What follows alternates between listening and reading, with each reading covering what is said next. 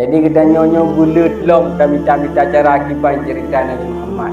Dengan cerita Nabi Muhammad kita nyo akan datu so Nabi Muhammad tersebut karena hana muso Nabi mi degedi hana muso Nabi Muhammad sallallahu alaihi wasallam.